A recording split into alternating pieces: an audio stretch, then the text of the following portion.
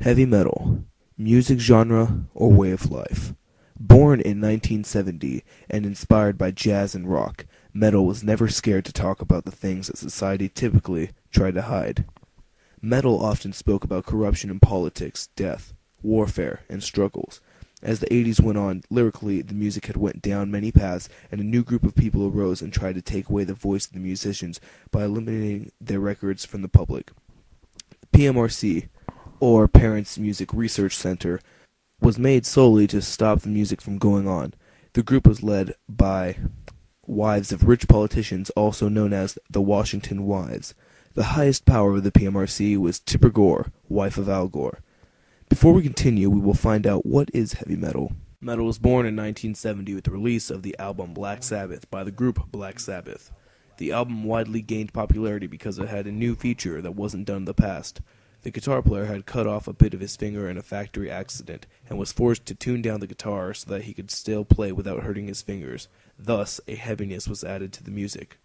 Being that one of the band members was a man interested in the occult, he found something which was a series of notes that were deemed to spawn the devil in medieval times.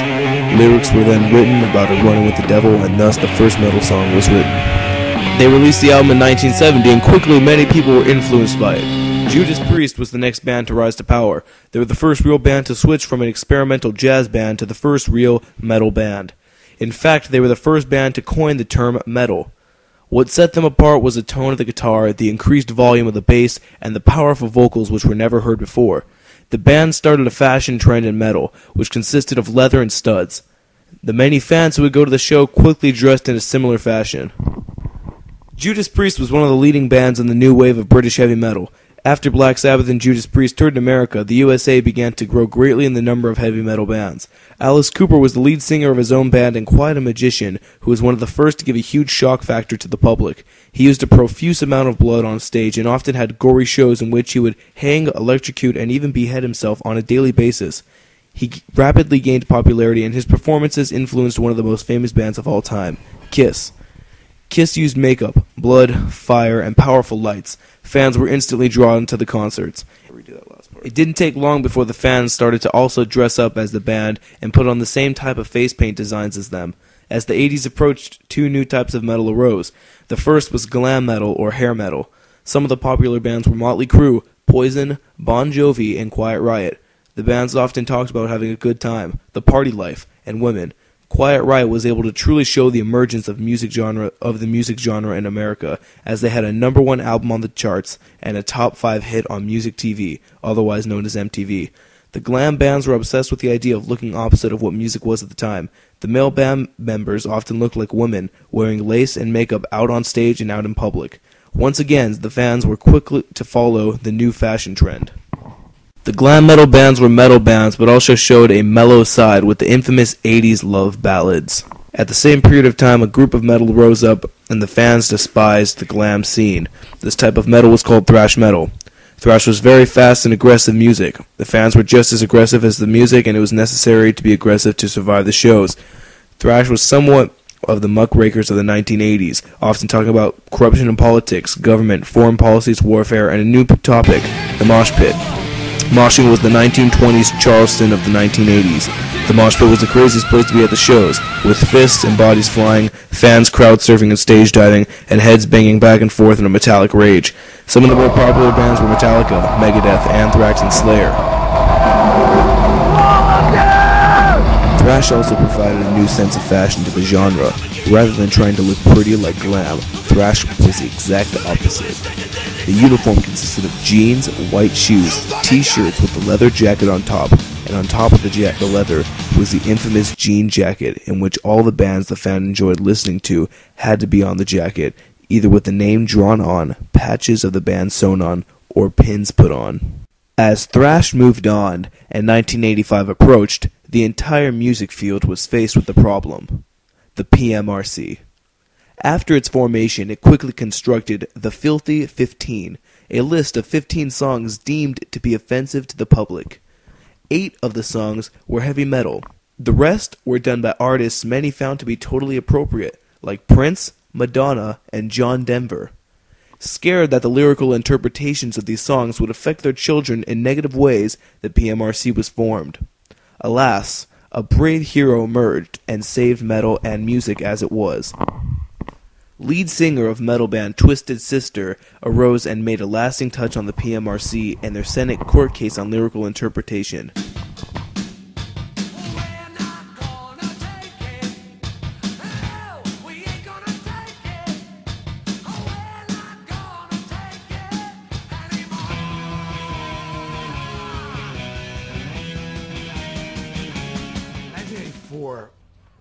Was a pretty insane time for Twisted Sister.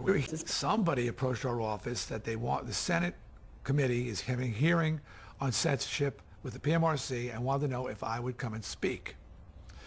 Now my view of it, when I heard it, was they want me to carry the flag into battle. Hell yeah. Braveheart, baby. They did not know that I could construct a sentence and speak English fluently. And I'm there in my cut-off denim, my skin-tight jeans, my snakeskin boots, and a little bit of eye makeup left underneath. And I'm playing these people like, mentally I'm setting these guys up for the kill. I have got my speech in my back pocket, which I have worked on for a few weeks and honed and refined till it's a frickin' nuclear weapon. Folded up like a gazillion times, like a bad kid bringing his homework to school. When I open it up and I'm flattening it out on the table, really delivered, and they're going, oh man, this is a lamb being brought to the slaughter. And I start reading. Since I seem to be the only person addressing this committee today who has been a direct target of accusations from the presumably responsible PMRC, I would like to use this occasion to speak on a more personal note and show just how unfair the whole concept of lyrical interpretation and judgment can be, and how many times this can amount to little more than character assassination. And I am just tearing apart everything that they've accused me of, disproving beyond a shadow of a doubt that everything they've accused me of has been wrong, false, and they are scrambling. Songs allow a person to put their own imagination, experiences, and dreams into the lyrics. People can interpret it many ways. Ms. Gore was looking for sadomasochism and bondage, and she found it. Someone looking for surgical references would have found it as well. Yeah. I said, I can't help that Tipper Gore's got a dirty mind, and Al Gore just, oh my God, he really jumped over the table. They were saying, we're not going to take it. It should be on the Filthy 15 for violence. And it was no more violent than the Declaration of Independence. With the goal of the PMRC being total elimination of such language from music, it is a blessing, yet still wrong that the CDs had to be stickered, giving precautions to the listeners on what to expect. I feel that the evolution of heavy metal was absolutely beneficial, as it truly gave its viewers and listeners something to enjoy and practice, while it sent conservative women on a rampage trying to unconstitutionally censor the musicians.